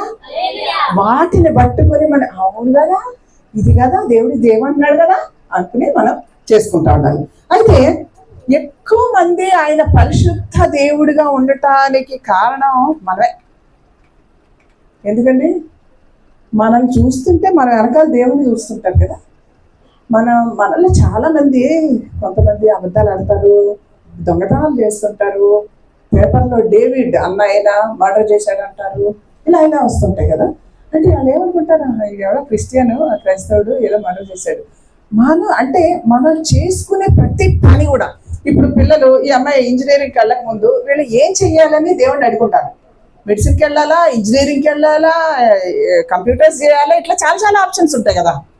ఆ డెసిషన్స్ తీసుకునేటప్పుడు సరిగ్గా తీసుకోకపోతే కనుక వాళ్ళకి అప్పుడు ఏం తెలియదు. 10th క్లాస్లో ఉన్నప్పుడు అమ్మాయికి ఏం తెలుస్తుంది, పీజీ అయిపోయిన తర్వాత ఏ ఉద్యోగానికి వెళ్ళాలో ఆమె తెలుస్తుంది. మరి నేను బ్యాంకుకి ఎన్నో ఎగ్జామ్స్ రాసాను, ఎన్నో వచ్చేసి. అప్పుడు మా అమ్మాయి చెప్పలా, మేమే రాసేసుకున్నాం, మాకు ఉద్యోగాలు వచ్చింది, మేము వెళ్ళి జాయిన్ అయిపోయాం. అది పెద్దయ్యాక వస్తుంది. తల్లిదండ్రులు తప్పుడు డెసిషన్స్ ఒక్కొక్కసారి పెళ్ళిళ్ళు చేసేటప్పుడు మంచి మ్యాచ్ వచ్చింది అనుకోండి, అన్నీ బాగుంటాయి. ఇది పెద్ద ఆఫీస్, ఇదంతా మన మైండ్ ఎట్టుంటుంది, ఆ మ్యాచ్ వైపే ఉంటుంది. ప్రార్థన చేసుకుంటున్నా ఇదే బాగుంది అనుకుంటాం. కానీ ఒక్కొక్కసారి దేవుడు ఇచ్చే సిగ్నల్ వినకపోతే తర్వాత ఎంతమంది ప్రాబ్లమ్స్లో ఉండడం చూస్తూ ఉన్నాం కదా. దేవుడు చెప్తాం మాత్రం జాగ్రత్తగా తెలుసుకుంటూ మంచిగా డెసిషన్స్ తీసుకుంటూ ఉంటే ఆయన మనల్ని చూసి, ఇప్పుడు మాకు పెద్ద పార్క్, మేము జూబ్లీ హిల్స్ పెద్ద ఏరియాలో ఉంటాము. నన్ను బ్యాంక్ మేడం అనేవాళ్ళు, తర్వాత దేవుడిని నమ్ముకున్న మేడం అని పేరు పెట్టారు. సింపుల్గా అయిపోయాయి. బ్యాంక్ అనేది పెద్ద పోస్ట్ నాకు. అదే మేడం మా కోసం ప్రార్థన చేశారా అని అడిగేస్తే వాళ్ళందరూ ఎవరు తెలుసండి, చాలా గొప్ప వాళ్ళు. అట్లాంటి వాళ్ళ చోటికి మన జీవితం అనేది సాక్షికరంగా ఉంటే యేసు ప్రభు నామం, అప్పుడు అమ్మాయి క్రైస్తవురాలు కదా, ఓకే అంటే దేవుని నామం ఏమవుతుంది అక్కడ. అది అలాగా మన ప్రవర్తన ఉండాలి, మన జీవితంలో సాక్షిగా అలా ఉండాలి. సరే, మనం ఇలాంటప్పుడు ఏం ప్రార్థన చేయాలి? అప్పుడు బయట ఇలా బాగాలేదు, వీళ్ళందరూ ఇలా చేసేస్తున్నారు. ఒక్కొక్కసారి ఇప్పుడు టెక్నాలజీ, యూట్యూబ్లు బాగానే చూస్తుంటారు కదా, దేవుడిని ఎలా తెడుతుంటారో చూసారా ఏమండి, మాకు అందరూ తెలుసు. ఇక పాస్టర్లు ఒకడి మీద ఒకడు ఇవన్నీ చేస్తే ఏమవుతుంది అక్కడ? యేసు ప్రభు నామం బదనం అవట్లా కదా. మన వాళ్ళు గమ్మునుంటుంటే యేసు ప్రభు తల్లి మరి గురించి ఎన్ని మాట్లాడతారు అసలు. తల్లి మరి ఎంత పవిత్రంగా పరిశుద్ధాత్మ దేవుడి ద్వారా యేసు ప్రభు పుట్టే అంటే మనం వీళ్ళ కోసం ఏం ప్రార్థన చేయాలంటే, దేవా నీకు అసాధ్యమైంది ఏమీ లేదు, నువ్వు వీళ్ళకి ఏంటో ఎవరో తెలీదు, వీళ్ళని క్షమించు, వీళ్ళు రక్షించు, వాళ్ళ హృదయాలు తెరవండి, లేకపోతే వీళ్ళంతా గందరగోళంలో ఉన్నారు. నిజంగానే మనకి తెలిస్తే అలా మాట్లాడరు కదా. ఇక క్రైస్తవులుగా ఉన్న వాళ్ళు మాట్లాడారంటే దేవుడు లెక్క అక్కడ చూసుకోవాలి, లెక్క ఆయన చూసుకుంటారు. మనకొద్దు, ఎవరు నిజమో ఎవరు అబద్ధమో మనకి తెలీదు. కానీ దేవుని నామం మాత్రం దూషించకుండా, మనం కూడా దూషింపబడకుండా ప్రార్థన చేస్తే అప్పుడు ఆయన నామము పరిశుద్ధపరచబడుతుంది, హెచ్చింపబడుతుంది. హల్లెలూయా. ఒక పాయింట్ అయిపోయింది. రెండో పాయింట్కి వెళ్దామా? రెండో పాయింట్ ఏంటి? నోటుకొచ్చి కదా చెప్పాలబ్బా, నేను రిఫరెన్స్ చెప్పడం చదివించాను. అందుకే నీ రాజ్యము వచ్చింది. ఏంటి రాజ్యం అంటే ఏంటి? పల్లవ రాజ్యం. ఓకే, పరలోక రాజ్యం అనే మనకు కనపడుతుంది. దీని వెనకాల ఉన్నాయి చెప్తాను చూడండి. మనం రక్షణ పొంది దేవుళ్ళలో ఎదుగుతూ ఉన్నప్పుడు ఇప్పుడు జరుగుతున్న మోసము 10 ఏళ్ల క్రితం ఉండిందా? 10 ఏళ్ల క్రితం ఇంత ఏంటో పాలు కల్తీ అంట, నూనె కల్తీ అంట, బియ్యం కల్తీ అంట, ప్లాస్టిక్ అంట, అంతా. అసలు మేము చదువుకునేటప్పుడు సగం మంచిగా ఉండేవాళ్ళు. ఇప్పుడైతే ఏసీలు ఇవన్నీ వచ్చేసిన తర్వాత ఏంటి మోసం అంటే మామూలు మోసం కాదండి. ఇట్లానే ఉంటానే మనల్ని అమ్మేస్తారు మార్కెట్లో పెట్టి. ప్రస్తుత సిచ్యువేషన్ అది. అంటే ఈ సిచ్యువేషన్లో ఇంకేంటంటే ఎండ్ టైమ్స్ అంటే 7 రోజుల్లో దేవుడు సృష్టి చేశాడు కదా. 7 రోజుల్లోనూ 7వ రోజు, ఒక్కొక్క రోజు ఎన్ని ఎన్ని సంవత్సరాలతో సమానం? 1000 సంవత్సరాలు. 1000 సంవత్సరాలు 7. ఈ సమయం కూడా అయిపోయింది. 2000 సంవత్సరాలు చర్చ్ కన్స్ట్రక్షన్, చర్చ్ కూడా అయిపోయింది. ఈ 7వ రోజు విశ్రాంతి చేయించిందేమో 1000 ఏండ్ల పాలన అయితే కనుక మనం 2025 అంటే మనం బోర్డర్లో ఉన్నామండి. నేను ఇవన్నీ చెప్తే కనుక చాలా చాలా చాలా స్పెషల్ ప్రసంగాలు చేయాలి దీని మీద. ఇంకా చెప్పాలంటే దాని లోతు గురించి చాలా లోతుగా చెప్పగలను. అయితే టైం అయితే అయిపోయింది. ఇంత మోసము, దగ ఇవన్నీ చూస్తే లిటరల్గా దేవుడు వచ్చే సమయం అయిపోయింది. ఇక్కడ దేవుడు రావడం అంటే రెండో రాకడ అనుకుంటారు. ఇక్కడ 3 విషయాలు జరగాలి. ఒకటి ర్యాప్చర్, ఎత్తబడటం. 2000 సంవత్సరాల కాలం అయిపోయిన తర్వాత రెండో దశ ఎన్నికలు 4:16 నుండి 18 వరకు క్లియర్గా చెప్పబడుతుంది. ఆయన మధ్యాకాశం నుండి బూరధ్వనితో వస్తాడు, మనం లేపబడతాం, వెళ్ళిపోతాము పైకి. వెళ్ళిపోయిన వాళ్ళు వీళ్ళందరూ నమ్ముకునే వాళ్ళు ఉంటారు కదా, వాళ్ళందరూ విడిపోతారు. లోకం నడుస్తుంది. 7 సంవత్సరాలు శ్రమల కాలం అయిన తర్వాత మళ్ళీ మనం యేసు ప్రభు వారితో రెండవ రాకడలో దిగి వస్తాము. అది రెండవ రాకడ. ఇది ఎత్తబడటం రెండవ రాకడ. ఇదంతా జరిగిన తర్వాత కొన్ని యుద్ధాలు ఇవన్నీ అయిపోయింది. గొర్రెల మేకల తీర్పు. లాస్ట్లో ఆ మిగిలిపోయిన టైంలో పుట్టిన పిల్లలు, అందులో ఇశ్రాయేలీలు లేపబడరు. వాళ్ళకి ఇశ్రాయేలీలు ఉండిపోతారు. వాళ్ళ సంగతి వేరే ఉంటుంది. వీళ్ళందరికీ కూడా ఫైనల్ తీర్పు అయిపోయిన తర్వాత మనం పరలోక రాజ్యానికి వెళ్తున్నాం. ఈ మధ్యకాలంలో మనం ఎత్తబడే వరకు, లేదంటే మన పిలుపు, మన ముందు చాలా మంది వెళ్ళిపోతుంటారు, మనం వెళ్ళిపోతాం. నేను రోజు ఒకటి ముందు ఒకళ్ళు అనుకోను. ఆ వెళ్ళిపోయేసరికి మనం కరెక్ట్గా ఉండాలి, దేవుడి దగ్గరికి వెళ్ళాలి. ఇది నీ రాజ్యం వచ్చునుగాక అంటే ఈ 3 అడుగుతున్నా అని అర్థం అండి. దాని వెనకాల ఎంత సీక్రెట్ ఉంది. పరలోక రాజ్యం స్ట్రైట్, కానీ దాని వెనకాల ఇన్ని జరగాలి. పెద్ద చార్ట్ ఉంది. అది ప్రకటన చూస్తే తెలుస్తుంది. ఇదంతా మనం ఎత్తబడటానికి రెడీగా ఉండాలి. ఎత్తబడిన తర్వాత మన పరలోక రాజ్యానికి దేవుడితో కిందకు వచ్చిన తర్వాత అందరం కలిసి పరలోక రాజ్యాన్ని. ఈ మధ్యలో ఎవరన్నా నరకంలో వేరే కేటగిరీ ఉంటారు, వాళ్ళందరూ దోషేస్తాడు, మనం అందరం వెళ్ళిపోతాం. మన స్కోప్ సినిమా ఏంటి? నిత్యత్వం, పరలోకం చూసుకుంటూ మనం బతికేది ఇక్కడ, అంతే. That's all. ఇంకేం చూడకండి. దేవుడి కోసం బతకాలి, దేవుడి పనులు చేస్తూ ఉండాలా. మనకున్న దాంట్లో గొర్రెల మేకల తీర్పు దగ్గర మొత్తం 25లో ఉంటుంది. నీకున్న దాంట్లో కూడా నువ్వు ఎప్పుడు చేసావు దేవా అంటాడు గొర్రెల్ని. అంటే బేదలకు నువ్వు చేసావు కదా అంటే, మేము ఎప్పుడు చేసావంటే నువ్వు వాడికి అన్నం పెట్టావు, నువ్వు బట్టలు ఇచ్చావు, చీరిచ్చావు అని రాయబడి ఉంటుంది. సో అవన్నీ చేస్తే గనక మనం పరలోకంలో మంచి ప్లేసు, లేకపోతే ఆ గేట్ దగ్గర ఉండిపోతాం. చూసుకోండి. నాకైతే నేను ఎన్నాళ్ళు గేట్ దగ్గర ఉండేదాన్ని కదా, ఇప్పుడు ఉన్నాను లోపలికి వచ్చేసి. సో అలాగ ఉన్న దాంట్లో మనకు డబ్బులు లేవు. మరి రేవంత్ రెడ్డి కొన్న డబ్బులు నా దగ్గర ఉన్నాయా? కానీ నేను ఉన్న దాంట్లో సాయం చేస్తున్నాను కదా, నీకు ఉన్న దాంట్లో నువ్వు సాయం చేస్తాను. ఉన్న 1000 రూపాయలు మన 10 రూపాయలు ఇవ్వలేమా? ఇవ్వగలం కదా. ఒక బిస్కెట్ ఇవ్వగలం కదా. అవి అంటే ఈ రోజు నుండి మొదలు పెట్టాలి. ఆ చిన్న దానం, చిన్నది. ఎవరికొకరు లేని వాళ్ళు, అడుక్కునే వాళ్ళందరూ ఉంటారు. నేనైతే 40 ఏళ్ళ నుండి ఇదే కార్యక్రమం. నా కారులో అయితే బట్టలు, బాసన్లు ఏవో అన్ని పడేసి ఉంటాయి. మళ్ళీ వాళ్ళకి నా మొహమే అంటే కూడా తెలియదు అనమాట. అట్లాగా నేను ఎన్నో సంవత్సరాలు చేస్తున్నాను. ఉన్న దాంట్లోనే మనకేం కోట్లు చెట్లు కాసేయట్లేదు. మేము ఉద్యోగాలు కష్టపడి రాత్రి పగలు చేసాం. సో రెండో దాంట్లో అయితే రాజ్యం వచ్చేటప్పుడు సరే మనం రెడీగా ఉన్నాం. ఇప్పుడు ఎంతమంది రెడీగా ఉన్నారు ఎత్తబట్టడానికి? నేను రెడీ. చేతులు ఎత్తడం వాళ్ళు రెడీగా లేరా? అయ్యా అస్సలు. అయితే చూడండి, అందరు రెడీగా ఉన్నాం. మరి మనం ఎత్తబడతాం. మిగతా సంగతి ఏంటండి? వాడి కోసం మనం ప్రార్థన చేయాలి కదా. చేస్తారు ఇవాళ నుండి. మరి వాళ్ళల్లో వదిలేసి వెళ్ళిపోతే దేవుడు ఇంటి పక్క వాళ్ళు, నీ కరివేపాకు కోసం నేను ఇంటికి వచ్చాను, నువ్వు చెప్పలేదేంటే కాని అడుగుతుంది నరకంలో నుండి. దానికి ఆన్సర్ చెప్పాలి. పెరుగు తోడుకొస్తారు కదా, వచ్చినప్పుడు చెల్లి నాకు ఇది ఇవ్వవా అంటే, నేను వచ్చాను, నువ్వు ఎందుకు చెప్పలేదు? పక్కన ఉన్న వాళ్ళ కోసం, ఇంటి ఎదురుగా ఉన్న వాళ్ళ కోసం ఇలా పెట్టు దేవా. వాళ్ళని ఆరాధ్యమూర్తి గారు ఎంతమంది తెలుసు కదా. అయితే వాళ్ళ కోడలు వాళ్ళని మారడానికి ఎదురింటి వాళ్ళంట ఇట్లాగే, వాళ్ళు కమ్మాళ్ళు కన్వర్ట్స్ అంట, వీళ్ళు బ్రాహ్మలు. 3 సంవత్సరాలు దేవా వీళ్ళని రక్షించు వేలు పెట్టి ప్రార్థన చేశారంట. ఇప్పుడు వాళ్ళు మంచి సేవకులు అయిపోయారు, రక్షింపబడ్డారు. ప్రార్థన చేస్తే దేవుడు వింటారు. గుర్తుపెట్టుకోండి. అది ఎవరైనా సరే, మనం ఎంత మన నచ్చనైనా సరే ప్రార్థన చేస్తే వినే దేవుడు అక్కడే చెప్పేది. ఎక్కడ ఆపర్చునిటీ దొరికితే వదిలిపెట్టుకోడు. ఆపర్చునిటీ దొరికిందంటే ఇట్లా గ్రాప్ చేసేసేయాలి. పక్కన నీకు స్కూల్ వాళ్ళు ఏదో ప్రాబ్లం వచ్చింది అనుకుని క్లాస్మేట్, దేవుడు ప్రార్థన చేసుకుంటుంది, దేవుడు తెలివిస్తాడు అలా చెప్పేసేది. అంతే, చిన్న మాట. కానీ ఎప్పుడో అది తర్వాత రక్షింపబడితే అప్పుడు వాళ్ళకి తెలుస్తుంది అంట, ఈ అమ్మాయి ఎప్పుడో చెప్పింది నాకు ఇది. సో నీ రాజ్యం వచ్చిన కాక నశించిపోయే ఆత్మల కోసం మనం ప్రార్థించాలి. ఇంటి పక్కవాడు, మన సొంతడు, మన అన్న, అక్క, మన భర్త, మన భార్య, మన పిల్లలు అందరూ రక్షింపబడాలి. ఒకవేళ లేకపోతే ఈవేళ పెద్ద లిస్ట్ పెట్టుకుని ప్రార్థన చేయాలి. ఈ నీ రాజ్యం వచ్చిన కాక అంటే ఇది చేయాలని అర్థం. అంతేగాని నీ రాజ్యం వచ్చిన కాక అంటే ప్రార్థన అయిపోయిందని కాదు. తర్వాత మూడోది, నీ చిత్తం నెరవేర్చున్నట్లు భూమి అందు నెరవేరు కాక. చిత్తం ఏంటి? మన చిత్తం ఏంటి? మనం ఎలా చేస్తాం తెలుసా? మన ఇష్టం వచ్చినట్టు చేస్తాం.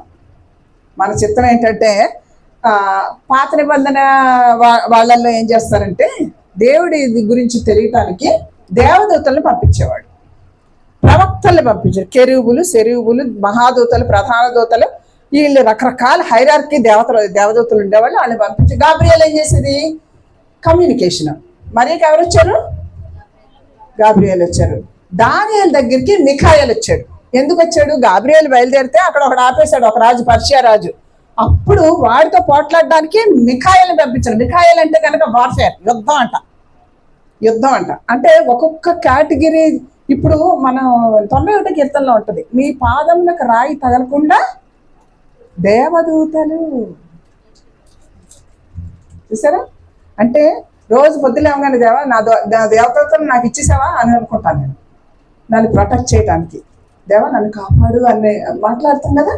నా దేవదూతలు నాకు ఇచ్చావు కదా, పరిశుద్ధాత్మ దేవుడు ఉన్నాడు. కానీ నాకేముంది, నేను ఏ పనైనా చేస్తాను, నువ్వు చూసుకో. ఏమైనా అయింది అనుకో, నీ ఇష్టం, ఏదన్నా నువ్వే నడిపిస్తున్నావు కదా అనుకోవాలన్నమాట. అయితే ప్రస్తుత కాలంలో మనం ఏం చేస్తామండి? దేవదూతలు ఉన్నా సరే, ఏదైనా సరే మన ఇష్టం వచ్చినట్టు చేస్తాం. ఇప్పుడు నా కొడుక్కి ఒక సంబంధం చూడాలి, లేకపోతే ఒక ఇంజనీరింగ్ కాలేజీలో ఇవ్వాలి. ఇంజనీరింగ్ కాలేజీ ఇంటి పక్కనే వచ్చింది, ఏదో బాగుందని కట్టేస్తాం. దేవుడి చిత్తాన్ని అడిగి తల్లిదండ్రులుగా మెయిన్ మీ భర్తల కోసం, మీ పిల్లల కోసము, మీ అన్నయ్యల కోసం, తమ్ముళ్ళ కోసం, చెల్లెళ్ళ కోసం మనమే ప్రార్థన చేయాలి. గట్టిగా ప్రార్థన చేయండి. ఒకవేళ మీ ఇంటి పక్కన అయిపోయింది, సంఘం వాళ్ళు ఏడు చేస్తుంటారు, మీరు అందరి కోసం రక్షింపబడాలి అంటే మన చిత్తం అనేది మన ఇష్టం. మన దేవుడి చిత్తం ఎలా తెలుస్తుందండి మనకి? Correct, 1 of the point. నేను 7 పాయింట్లు చెప్తాను, చాలా సీక్రెట్లు ఇవి. మెయిన్ ఏంటంటే వాక్యం అండి. చదువుకున్న వాళ్ళకి, ఇప్పుడు చదువుకోలేని వాళ్ళు ఎవరన్నా ఉన్నారు ఇక్కడ? చదువు లేని వాళ్ళు, చదువు రాని వాళ్ళు ఉన్నారా? ఉన్నవాళ్ళు. మీకు ప్రార్థన ఆయుధం మెయిన్ దేవుడు ఇస్తాడు. మాకేంటంటే అందరికి చదువు వచ్చిన వాళ్ళందరికీ వాక్యం. ఈరోజు వాక్య భాగంలో ఏం మాట్లాడుతున్నా దేవా అని అంటే, నేను నా బైబిల్ నిండా, ఇంట్లో బైబిల్ నిండా ఆ డేట్కి ఆ ఇష్యూ కోసం నేను అక్కడ రాసేసుకుంటాను అనమాట. క్లియర్గా దేవుడు మాట్లాడతాడు. ఏం సెంటెన్స్ వర్డ్ కూడా మారదు. దేనికోసం అడిగితే దేవుడు అట్లా చెప్తాడు. 1 ప్రార్థన, 2 వాక్యము, 3 ప్రసంగాలు. ఆదివారం, బుధవారం, శుక్రవారం వాక్యం వింటున్నారా? యూట్యూబ్లో వింటున్నారా? ఈ రోజు మరి నేను వచ్చి మాట్లాడింది ఎంత నేర్చుకుంటున్నారు? కొత్త ఇవన్నీ తెలుస్తూ ఉంది కదా. ఇవన్నీ ఏంటంటే దేవుడు చిత్తం. అంతా అయిపోయిన తర్వాత పెళ్లి చేయాలా లేదా, ఇప్పుడు ఈ కూతురు పెళ్లి చేయాలా లేదా అనేసి దేవుడి దగ్గర అడుక్కునేటప్పుడు ఫైనల్గా మనకి మనసులో శాంతి రావాలి. ఒక్కొక్కసారి ఇక్కడికి వెళ్దామా అన్నప్పుడు గలిబిలిగా ఉంటుంది. ఎంతమందికి ఉంటుంది? నాకు బాగా ఉంటుంది కదా. అట్లాంటప్పుడు ఆగిపోవాలి, సింపుల్గా ఆగిపోవాలి. లేదంటే పప్పులో కాలేసేమనే అర్థం, పడిపోతాం, ఏదో అవుతుంది అన్నమాట. దేవుడు చెప్పేటప్పుడు వినగలిగే చెవులు, నేను ఇందాక ప్రార్థన చేసినప్పుడు ఏమన్నాను? వినగలిగే చెవులు, గ్రహించగలిగే హృదయం ఇవ్వమని చెప్పాను. నేను చెప్పే మాటలకి ఇప్పుడు మీ అందరికీ నేను చెప్పే అర్థం చేసుకుంటున్నారు కదా, ఇది చెయ్యాలి అని అనుకుంటున్నారు కదా. ఎంతమంది అనుకుంటున్నారు అలాగా? అది అందుకని వాక్యము, ప్రార్థన, మెసేజ్లు. మన యూట్యూబ్లో పండితులు మనం వింటూనే ఉంటాం కదా, విపరీతమైన మెసేజ్లు వింటుంటాం బయట అవన్నీ. కానీ కరెక్ట్ వాక్యము ఎక్కడ చెప్పబడుతుందో అదే వినాలి. గుర్తుపెట్టుకోండి. నేను 1-2 నిమిషాలు వింటాను, ఇది కరెక్ట్ డాక్టరీన్ కాదు, తిప్పేస్తాను. అసలు విన్నాం. కరెక్ట్గా మనం అర్థం చేసుకుని, అది డిసర్నింగ్ నాలెడ్జ్ అంటారు దాన్ని, వివేచన వరం. మీకు వరాల్లో ఉంటుంది వివేచనా శక్తి. అది ఇమ్మని ప్రతిరోజు నేను అడుక్కుంటాను వాడుకో. నిజంగా చెప్తున్నాను. జ్ఞానము, బుద్ధి జ్ఞానం అనుకుంటావా, బుద్ధి జ్ఞానం, జ్ఞానం వచ్చే ప్రవచన, స్వస్థత, వీటిల్లో పాటు డిసర్నింగ్ నాలెడ్జ్ అది ఉంటే కనుక ఎవరు ఏం చేసినా సరే పక్కన ఏదంటే మనకు అర్థమైపోతే ఇది తప్పు మాట్లాడుతున్నాడు, దేవుడిస్తాడు జ్ఞానం. సో అలాగా. సో మన చిత్తం ఏమైంది, మన చిత్త ప్రకారం చేయకూడదని తెలిసిపోయింది. 3 పాయింట్లు ఏం నేర్చుకున్నాం? ఫస్ట్ నీ నామము, దానికోసం నేర్చుకున్నాం. తర్వాత నీ రాజ్యం అంటే దేనికోసం ప్రార్థన చేయాలో నేర్చుకున్నాం. రాజ్యం అంటే అలా కాదు, నీ చిత్తం, మన చిత్తం కాకుండా దేవుడు చెప్పేది ఇదే త్రోవ. ఇందాక అది వాక్యం ఆవిడ చెప్తూ దాంట్లో మాట్లాడుతూ ఉన్నారు. 105, 119, 105 వచనం. ఈ వాక్యము నా త్రోవకు టార్చ్ లైట్ మన సెల్ లైటు. అది లేదు, అది వేసుకుంటే వెళ్ళిపోవటమే అంత చీకటి అయినా సరే. అదే ఇదండి బైబిల్. ఇది లేదే వేరే లేనే లేదు. నిజంగా ఈ లేని వాళ్ళందరూ ఏమైపోతారో అనిపిస్తుంది ఒకసారి. ఎంత నచ్చని గొప్ప దేవుడిని కలిగి ఉన్నందుకు ఎంత హ్యాపీ. నిజంగా వీళ్ళందరూ అదృష్టవంతులు. మేము నీ వయసులో వాక్యం వెళ్ళలేదు అంటే ఇంకా చిన్నపిల్లలు. ఏ క్లాస్ నువ్వు? ఇంకా చిన్నపిల్లల్లో ఇంకా టైం ఉంది, అర్థం చేసుకున్నాడు. ఆడైతే చూస్తున్నాడు నన్ను పైనుండి కిందకి అబ్జర్వేషన్లో పెట్టాడు. అయితే రెండో పార్ట్కి వెళ్దాం. రెండో పార్ట్ ఇప్పుడు మనం గంట ప్రార్థన చేస్తే ఇక్కడ 6 పాయింట్లు ఉన్నాయి. 3 పాయింట్లు నేర్చుకున్నాం. ఇక్కడ పాయింట్లు ఏంటి? మా అనుదిన ఆహారం ఇవ్వండి, మా రుణస్తులు క్షమించండి, శోధనలోకి పడకుండా చూడండి. నేను నా నోటితో చెప్పేస్తున్నాను.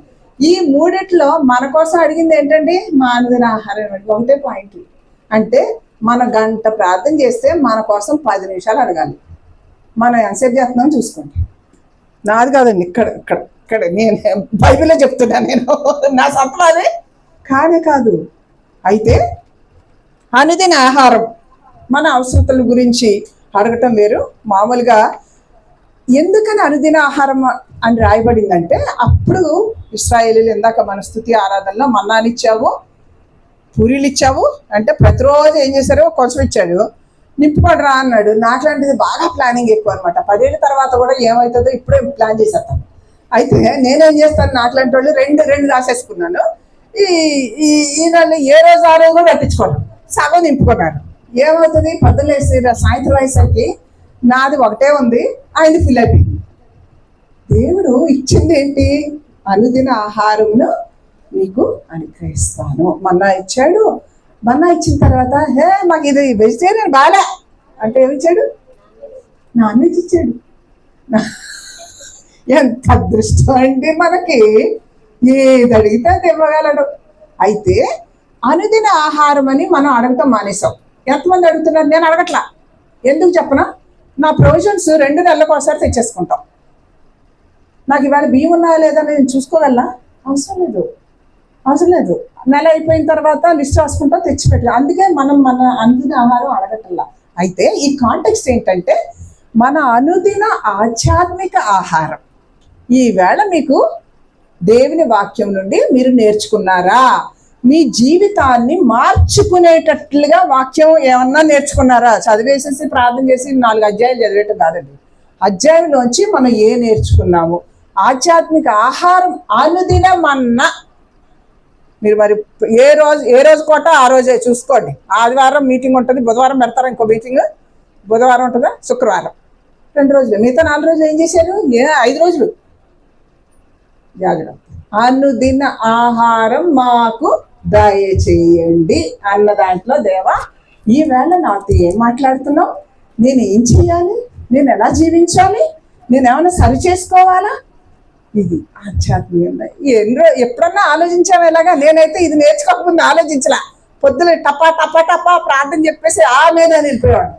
నిజంగానే ఇది నేర్చుకున్నాక చాలా మందికి చెప్పిన తర్వాత ప్రార్థన విధానం మార్చేసుకున్నానండి నేను. మా పిల్లల కోసం, మా కోసం పొద్దున్న ఒకసారి అడుగుతాను. తర్వాత సపోజ్ మేము బ్యాంక్లో పెద్ద మేనేజర్లం కదా, ఒక ఫైల్ ఇస్తాము మా బాస్కి, చైర్మన్కి ఇచ్చామనుకోండి. మధ్యాహ్నం వెళ్ళి సార్ చూసారా ఫైల్ అంటే, అని అంటాడు చూస్తానమ్మా బిజీగా ఉన్నానంటాడు. మళ్ళీ సాయంత్రం వెళ్తే అమ్మ కొంచెం ఈ ఫైల్స్ అయిపోయిన తర్వాత చూస్తానంటాడు. మళ్ళీ వెళ్ళిపోయే ముందు అడిగా నువ్వు ఒకసారి చెప్పావు కదా నాకు, ఎన్నిసార్లు అడుగుతావు అంటాడు. పొద్దున నీకు అబ్బాయిల గురించి చెప్పావు కదా, నీ పిల్లల గురించి అడిగావు కదా, నీ ఆరోగ్యం గురించి అడిగావు కదా, నీ ఉద్యోగం గురించి అడిగావు కదా, ఎన్నిసార్లు అడుగుతావు? 10 నిమిషాలు చేస్తే చాలు. మిగతా అన్నీ చాలా ఉన్నాయి కదా, వాటి కోసం చేసుకుంటాం. ఇది 6వ పాయింట్. 7వ పాయింట్ ఇక్కడ ఉందండి. అసలు నేనైతే ఇట్లా దాన్ని తిప్పేశాను. మా రుణస్థులను మేము క్షమించిన ప్రకారము మారమే క్షమించం. మనుషుల అపరాధమును మీరు క్షమించిన ఎడల మీ పరలోకపు తండ్రి క్షమిస్తాడు. మీరు మనుషుల అపరాధం క్షమింపకపోయిన ఎడల, అర్థమైందా నేను చెప్పాలి? అన్నీ ఒక సెంటెన్స్ చెప్పాడు, ఒక వచనం అండి. 3 వచనాల్లో చెప్పాడంటే నేనైతే ఇందులో వెనకాలే. ఎవరన్నా అందరు పర్ఫెక్ట్గా ఉన్నవాళ్ళు దీంట్లో చేయొద్దండి. నేనైతే దేవా దేవా దేవా అని ప్రార్థన చేసుకున్నాను. ఎప్పుడు చేసుకుంటాను ఈ పాయింట్ రాగానే, దేవా నేను ఇంకా ఎవరినైనా క్షమించాలా చెప్పు, నేను ఎవరినైనా క్షమించాలా చెప్పు. ఒకవేళ మరి పొద్దున్న లేసి ఎంతమంది గెలిగిచ్చేస్తారండి? ఇంట్లో వాళ్ళు, ఇంట్లో చుట్టాలు, తోడుకోవడాళ్ళు, అత్తలు, మామలు, ఒకటి కాదు, మన యారాళ్ళు, అక్కలు, లేకపోతే ఊరోళ్ళు, లేకపోతే మాకు ఆఫీసులో కొలీగ్స్, ఇంటి పక్క వాళ్ళు, ఇటు ఎరకాలోళ్ళు, ఇది ముందుకు వచ్చేసావు, ఇది చెత్త వేసేసావు, ఇవన్నీ గోవాలి. వీటన్నిటి మీద మనకు గ్రెడ్జ్ ఉండకుండా ఉంటుందా? ఉంటుంది. కానీ దేవా నువ్వు ఎలా క్షమించావు, లేకపోతే అంటే మనం క్షమించకపోతే మనకు క్షమాపణ లేదంట. మరి నేను ఇందాక ఏం చెప్పాను? ప్రార్థన ముందు క్షమాపణ అడుక్కోండి అని చెప్పాను. దేవుడు నువ్వు ఫస్ట్ క్షమించంటున్నాడు. ఇప్పుడు అక్కడికి చూసుకోండి. అక్కడ అడగాలంటే ఇక్కడ మనకి ఎవరైతే మన మనసును కష్టపెట్టారో వాళ్ళ కోసం వాళ్ళని క్షమించాలి. వాళ్ళని ఎంత బాధాకరం అండి ఈ పాయింట్ మాత్రం. నిజంగా చాలా మంది మనలో ఎవరు అసలు మనకి ఇట్లాగా భేదాలు లేకుండా ఎవరన్నా ఉండకుండా ఉంటామా? ఎవడో పెట్టేస్తుంటాడు. ఎంత దేవుళ్ళో ఉందో దేవ దేవ దేవ అనుకుంటే సరే ఎవడొకడు చేస్తుంటాడు. బట్ ఆ సిచ్యువేషన్లో కూడా మనం దేవుణ్ణి క్షమించమని అడిగినప్పుడు మనం క్షమించాలి. ఇక లాస్ట్ పాయింట్ ఏంటి? శోధనలోనికి రాకుండా ఉండేటట్లు. ఎవడు అసలు ఎవడాడు? ఇందాక ఆవిడ సైతాను లాస్ట్ వీక్ ఏదో చెప్పారమ్మా సైతాను గురించి, ఎలాగా ఎవరు అసలు నీ క్రీస్తు విరోధి అని. అసలు ఇది ఎలా వచ్చాడో చెప్తాను చూడండి. శోధన రాకుండా ఉండటానికి కారణాలు చాలా ఉంటాయి. ఒకటి ఏంటంటే మనం చేసే తప్పులు. ఏం ఆలోచించకుండా ఎవరో ఫోన్ చేసి అక్క ఇటు రావే అంటే గబగబ సర్దుకుని వెళ్ళిపోతాం. మన సొంత డెసిషన్స్. రెండోది ఏంటంటే యేసు ప్రభు వారు బబులోను శిక్ష, ఐగుప్తు శిక్ష ఇచ్చినట్టు మనం తప్పు చేసేటప్పుడు నీ సంగతి చూస్తాను ఆయన దగ్గరికి తీసుకురావటానికి. వెనక్కి మళ్ళీ దేవుడు ఇశ్రాయేల్ దేశాన్ని తీసుకొచ్చాడా? అక్కడే వదిలేశాడా? తీసుకొచ్చాడు కదండి. తీసుకొచ్చాడా? వదిలేశాడు? వాళ్ళని మొత్తం తీసుకొచ్చాడు. వెనక్కి వచ్చారు. మనం తప్పు చేసినా సరే ఏదో ఒక అనారోగ్యం ఏదో ఒకటి పెడతాడు, మూల పడుకో అంటాడు, మళ్ళీ లేపుతాడు, అప్పుడు ప్రార్థన చేశాక వెనక్కి తీసుకొస్తాడు. ఇంకోటి ఏంటంటే మన శోధకుడు, ఇందాక అన్నారు కదా అపవాది ఎవడో చెప్తాడు. వీడు ఏం చేస్తాడంటే దేవుడి దగ్గరికి వెళ్ళి యోబు విషయంలో పర్మిషన్ తెచ్చుకున్నాడు. ఇప్పుడు దేవుడి దగ్గరికి వెళ్ళి నా గురించి నువ్వు ఇలా చెప్తావు, నీ గురించి నేను వెళ్ళి పర్మిషన్ తెచ్చుకుంటాను అంటాడు. అంటే వాడి ద్వారా ఉంటుంది. ఇంకా చాలా చాలా కారణాలు ఉంటాయి. ఇవి మేజర్, ఇంకా చాలా ఉంటాయి. ఇంకా అందులోకి వెళ్తే అదో సెపరేట్. అసలు వీడు ఎవడో ఎక్కడి నుండి వచ్చాడో చూద్దాం చూడండి. అసలు ఏదో అనిలో ఆదాము హవ్వలు సృష్టించక ముందు యేసు ప్రభు వారు వీళ్ళందరూ దేవదూతలు వీళ్ళందరూ ఉంటారు. ఇందాక చెప్పాను కదా సెరూబులు, కెరాబులు వీళ్ళందరూ ఉన్నప్పుడు కెరూబుల్లో ఒక్కొక్క దేవదూత గురించి మరి పెద్ద ప్రసంగాలు. వీళ్ళలో లూసిఫర్ అన్నవాడు ఉంటాడు. ఇప్పుడు కెరూబుల్లో గాబ్రియల్ ఏం చెప్పాను?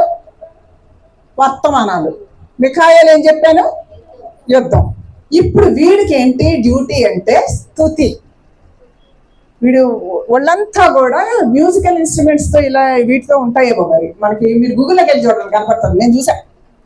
అయితే వీడు స్తుతి చాలా బాగా చేసేవాడు అంట. వీడు చాలా అందంగా ఉండేవాడంట, చాలా అందంగా సృష్టించారంట. అయితే వీడు అయిపోయిన తర్వాత దేవుడిని స్తుతిస్తూ ఉంటే వీడికి గర్వం వచ్చేసింది. ఏంటి స్తుతి అంతా ఈయనకేంటి? అసలు నేను ఎంత అందంగా ఉన్నా నన్ను వదిలేసి ఎవరినో స్తుతిస్తారేంటి అని ఏం చేశాడంటే తెలుసా? పక్క దేవదూతలు. అయితే ఇక్కడ కెరూబులకేమో వాళ్ళకి అసిస్టెంట్ దేవదూతలు కొంతమందిని ఇచ్చాడంట, సెరాబులకు కొంతమందిని ఇచ్చాడంట, లూసిఫర్కి ఇట్లా అందరికీ, రఫాయలు వీళ్ళందరూ చాలా మంది ఉన్నారు. వీళ్ళందరికీ పాట పట్టేసి వీడు ఏం చేశాడు? వీడు గ్యాంగ్ ఉన్నారు కదా, పక్కకి వెళ్ళి నేను చాలా అందంగా ఉంటాను తెలుసా, దేవుడు కంటే నేను గొప్పని తెలుసా అని వాళ్ళు పెట్టాడు. ఇటు వచ్చి ఈడి చెవిలో పెట్టాడు, నేను చాలా అందంగా ఉంటాను తెలుసా, దేవుడి కంటే నేను గొప్పవాడిని కదా, ఇలా ఏం చెప్పాడు, కనపడిన వాళ్ళు కనపడి. ఇప్పుడు ఏం చేస్తామంటే పాస్టర్ గారు గురించి కూడా మనం ఇలాగే చెప్తుంటాం, పక్కన వెళ్ళి చెప్తుంటాం. అప్పుడప్పుడు మనకి బాధేస్తుంది కదా, వెళ్ళి పక్కన చూడక్క ఇట్లా ఏంది సంగతి అనేసి ఏం చెప్పకూడదు. ఫింగర్ ఆన్ యువర్ లిప్స్ అంటే తెలుగులో ఏమంటారు, వేలేసుకోండి. మనకి కష్టం కలిగిన యాజకుల్ని కానీ, పాస్టర్ని కానీ, దేవుడి సేవకుల్ని కానీ ఏమీ మాట్లాడకూడదండి. ఏం మాట్లాడకూడదు, మనకు అనవసరం. లెక్క ఎవరు తీసుకుంటారు, దేవుడు కదా. సో ఇక్కడ వీడు ఏం చేశాడు, అందరికీ చెప్పాడు కదా. చెప్పేసరికి దేవుడు అన్నీ తెలిసిన దేవుడు ఉన్నాడు కదా, ఈ కోసం నిలబడవా, నిలబడి నీ పని ఎలా ఉందని వీడిని దోసేశాడు. వీడితో పాటు వీడి గ్యాంగ్ ఉన్నారు చూసారా, 300 దూతల్ని కింద దోసేశాడు. ఈ శత్రువులు విరోధులు అన్నారు చూసారా, ఎవరెవరు ఉంటారంటే ఫస్ట్ లీడర్ ఏమో సాతానుగాడు, దాని వెనకాల ఈ గ్యాంగ్ ఫాలెన్ ఏంజల్స్ అంటారు, అంటే త్రోసివేయబడిన దేవదూతలు, దురాత్మలు ఉంటాయి. వీటికి అన్ని మన పక్కన బాగా చదువుకున్న, బాగా దేవుడి వాక్యం చెప్పేవాడు పక్కన పెద్ద గ్యాంగ్ ఒకడు ఉంటాడు. నాకు పెద్దోడు ఉంటాడు, పాస్టర్ గారికి పెద్దోడు ఉంటాడు. ఈ అమ్మాయి కాలేజీకి వెళ్ళే అమ్మాయి కదా, ఈ పక్కన బుల్లోడు ఉంటాడు అనమాట. ఆమెతో ఇబ్బందే లేదు అడిగి, నాతో ఇబ్బంది, నువ్వు వెళ్ళి అందరికి చెప్తున్నావు కదా నువ్వు, అట్లా అనమాట. ఈ రకరకాల మన ప్రతి వాడి పక్కన ఇటొకడు అటొకడు ఇటు పరిశుద్ధాత్మ దేవుడు ఉంటాడు, ఇటు ఉంటాడు అనమాట. అంటే యోగుని కూడా వదిలిపెట్టలేదు. యేసు ప్రభు వాళ్ళు వదిలిపెట్టాడా, ఆయనే వదిలిపెట్టాడు. మనం ఎంతటోళ్ళు అండి కదా.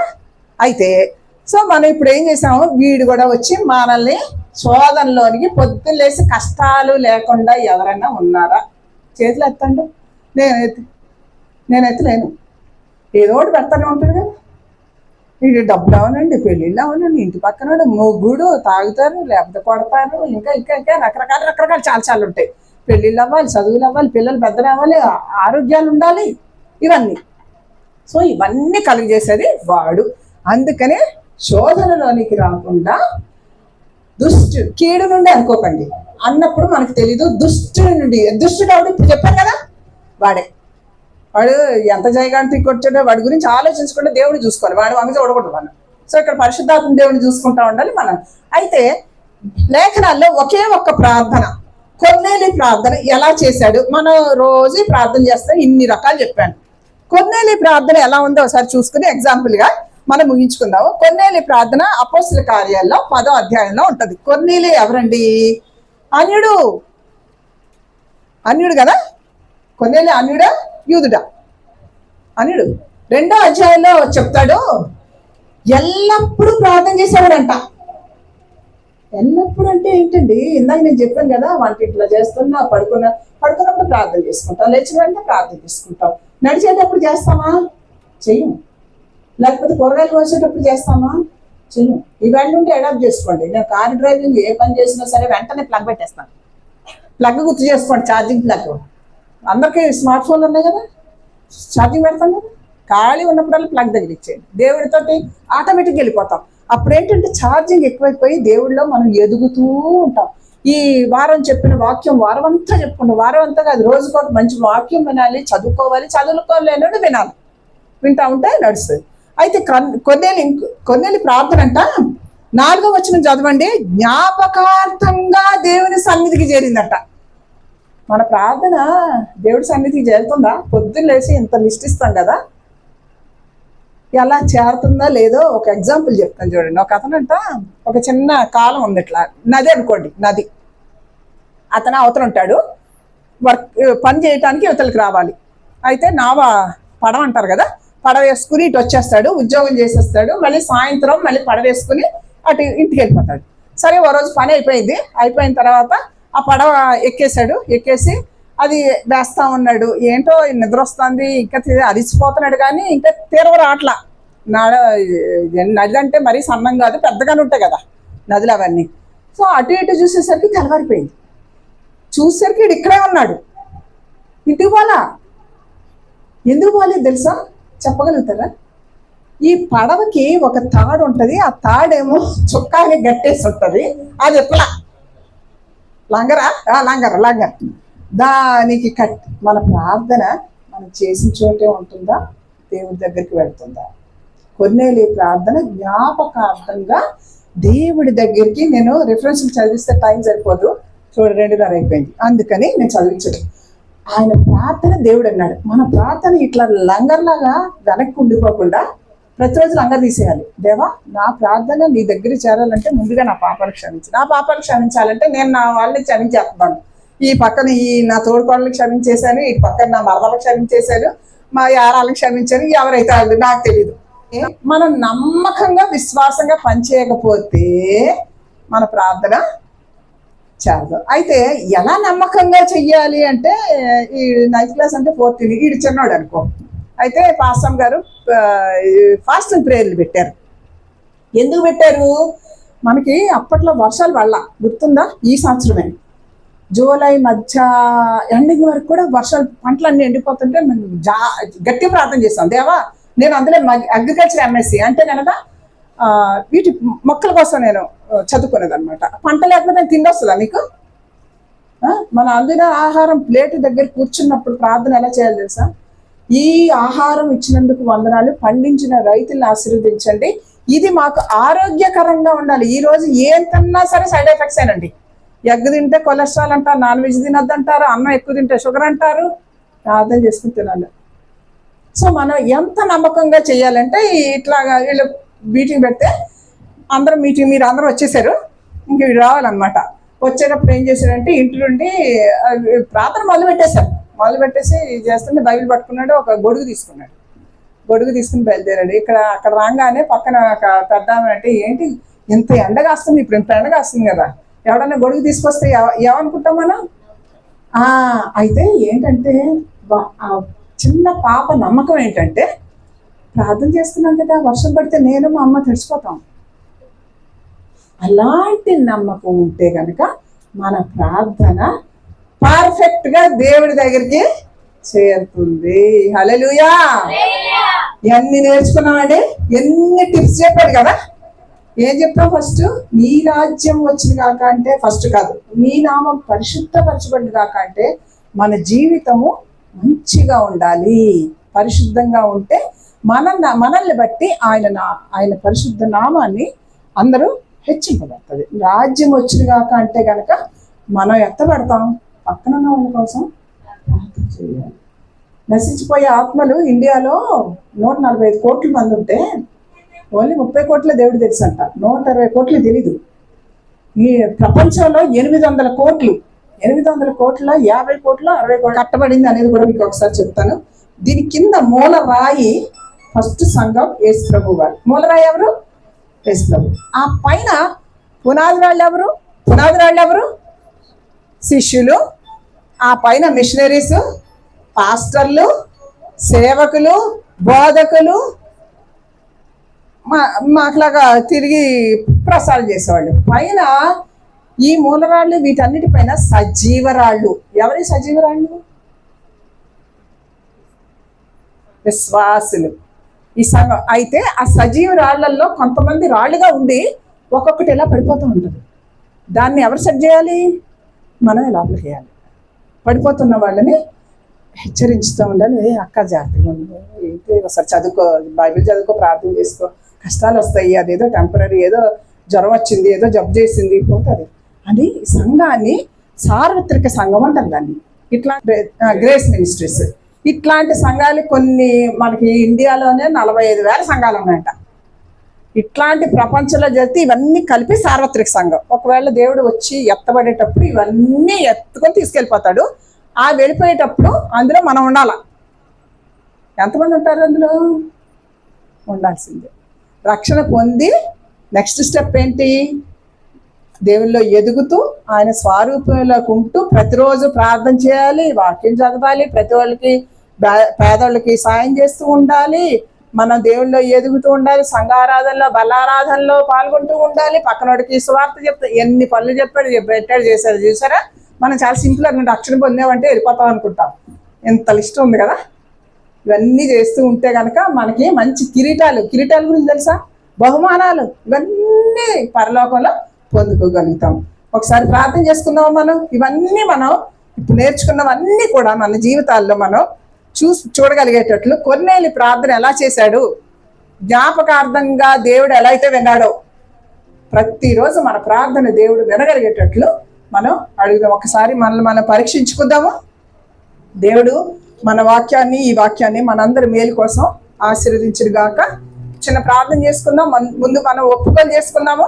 ఒప్పుకోలు చేసుకున్న తర్వాత ఈ క్షణంలో దేవుడు వచ్చినా సరే మనం ఎత్తబడేటట్లు గుంపులో ఉన్నామా అని సరి చూసుకుంటూ ప్రతి నిమిషం, ఇప్పుడే కాదు, ఒకవేళ రాత్రి ప్రార్థన చేసుకున్నా అదే చెయ్యాలి, రేపు పొద్దున ప్రార్థన చేసుకున్నా రాకడ ఆలస్యం అయితే అదే చెయ్యాలి.